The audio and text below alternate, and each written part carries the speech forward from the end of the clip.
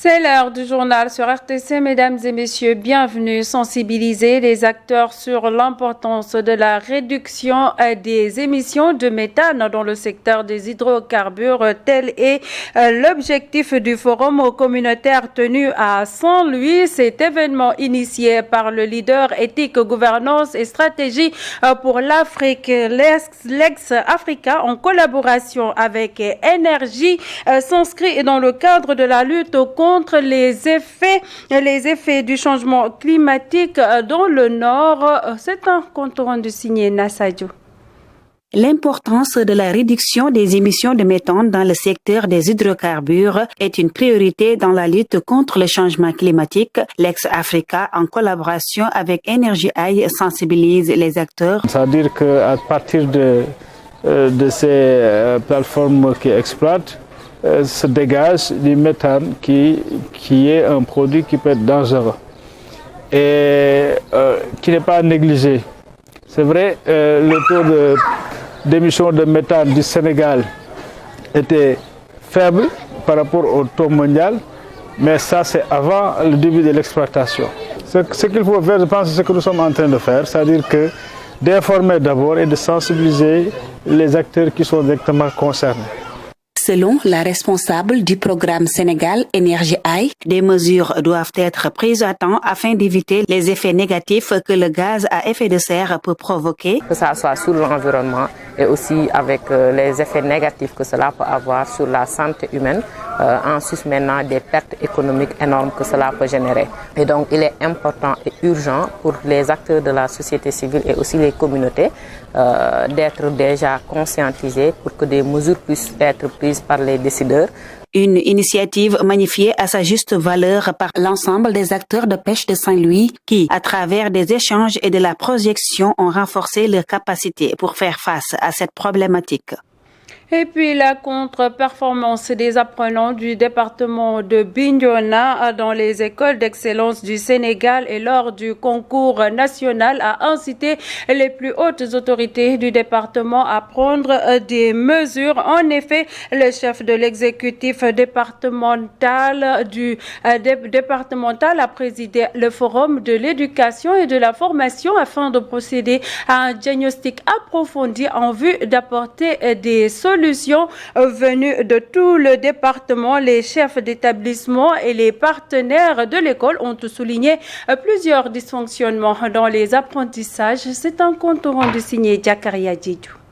L'organisation du Forum de l'éducation pour le département de Bignona est partie d'un constat. Depuis des années, Bignona n'arrive pas à avoir de primés au concours général.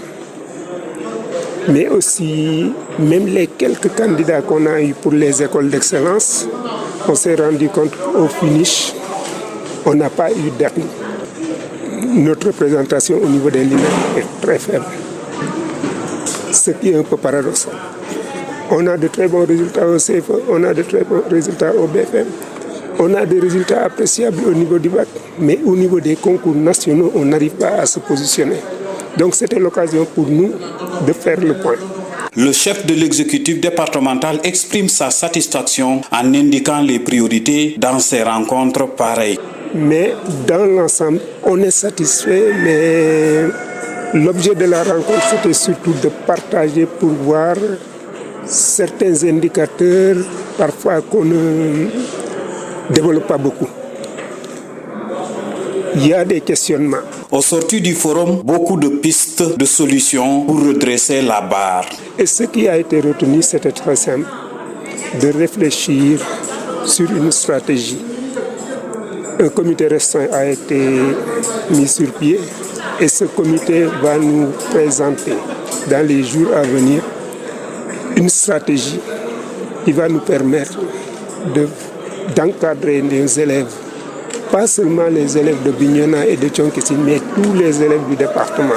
Le préfet du département de Bignona a salué l'engagement de certains partenaires de l'école, comme les forces de défense et sécurité et les collectivités locales. À la fin de l'activité, des établissements qui se sont distingués ces dernières années ont reçu des distinctions. Et puis, dans l'actualité également, Podor dispose désormais de son comité départemental de lutte contre la migration irrégulière. Ce comité a pour objectif de limiter ce phénomène qui a causé de nombreuses pertes en vies humaines. Il a été installé et se chargera d'élaborer un plan d'action inclusif plutôt, tout en déroulant ses activités de sensibilisation à travers tout le département afin de mettre en œuvre localement les décisions prises par le comité. Aminata Ndiaye était présente lors de l'installation. La migration irrégulière a pris de l'ampleur au Sénégal ces dernières décennies. Plusieurs raisons sont évoquées pour justifier le phénomène, selon le secrétaire permanent du comité interministériel de lutte contre la migration irrégulière, Modou Diagne. Le comité départemental est chargé d'appliquer les directives qui ont été retenues par le CILU. Mais pas que ça. Le comité départemental peut mettre en place un plan d'action. Parce qu'il y a un plan d'action national, nous qu'on a conçu dans la stratégie. Mais il appartient à chaque comité régional, départemental de concevoir un plan d'action. Il sera en tout cas adapté de nous dire quelles sont les cibles au niveau du département et quels seront les messages qu'on va délivrer. Le comité départemental de lutte contre la migration irrégulière, présidé par le préfet Maktar Diop, qui vient d'être installé, a pour mission d'appliquer au niveau terroir les décisions prises par le comité interministériel. Au-delà de la coordination habituelle, parce qu'on sent carrément qu'il y a les missions traditionnelles qui s'insèrent un peu dans la dynamique du travail du comité. Déjà, si nous prenons un peu le deuxième axe qui concerne la gestion des frontières, il y a une coopération frontalière entre les différents services. Ce qu'il faudra, c'est davantage l'ouvrir maintenant à la société civile. Des élus territoriaux, des éléments de forces de défense et de sécurité ont pris part à la cérémonie d'installation. L'on a noté également la présence des chefs religieux, des Badjenoukor, des représentants des mouvements de jeunesse. Direction la capitale du rail, célébration de la 5e édition de la Journée nationale de la calebasse de la solidarité ce mardi à Thiès. Par le réseau national des calebasses de solidarité, ce système de proximité qui vise à renforcer la solidarité et à réduire les inégalités est salué par le ministre de la microfinance et de l'économie sociale et solidaire Alun John qui a présidé la rencontre. Le voici justement au micro de Pape Kairé. En effet, l'objectif stratégique 3.6 de la SND, c'est de l'économie sociale et solidaire, le levier sur lequel l'État s'appuie pour relever les défis relatifs à la construction d'un modèle économique endogène à partir des pôles territoriaux de développement. Chers membres du 24, mon département vous appelle à la co-construction pour valoriser notre contribution commune à la transformation systémique. Vos actions, surtout les opérations d'achat groupé, pourront bel et bien contribuer à la réussite de notre nouveau modèle économique de développement qui est la substitution aux importations. Le ministère de la microfinance et de l'économie sociale et solidaire est déjà dans le chantier à travers beaucoup d'initiatives et de mécanismes. C'est ainsi que je peux citer à titre d'exemple la concrétisation du à travers notre programme, le petit cola, une noix très prisée à Dakar, pourrait détrôner la noix de cola traditionnellement consommée au Sénégal. Le petit cola est réputé pour ses nombreuses vertus pour la santé. Plusieurs personnes consomment ce produit provenant de la Côte d'Ivoire, de la Guinée ou du Nigeria, ce qui explique la forte présence de vendeurs à Buntu au Pikine. Modou Diouf y a fait un tour.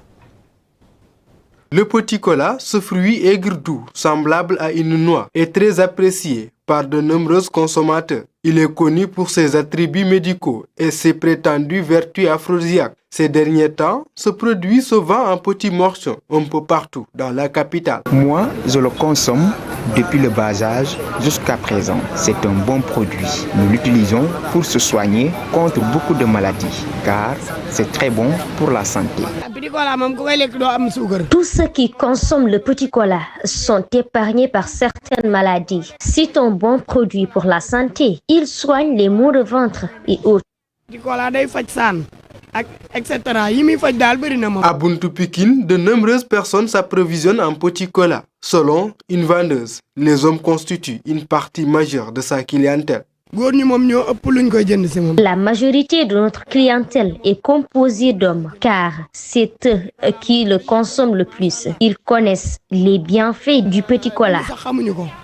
L'unité se vend entre 100 et 150 francs CFA, selon la qualité proposée. D'après une vendeuse, ce commerce est florissant et lui permet de réaliser des bénéfices. Le petit cola est un produit très apprécié. C'est pourquoi on remercie le bon Dieu. La vente marche bien. Aujourd'hui, le petit cola gagne du terrain sur le cola traditionnellement consommé au Sénégal. Ses fervents adeptes vantent ses bienfaits pour la santé, bien que ses effets restent encore à être prouvés scientifiquement par la médecine moderne. Et c'est la fin de cette édition, mesdames et messieurs. Merci de l'avoir suivi. Juste après moi, à 12h, vous aurez l'info au Poulard.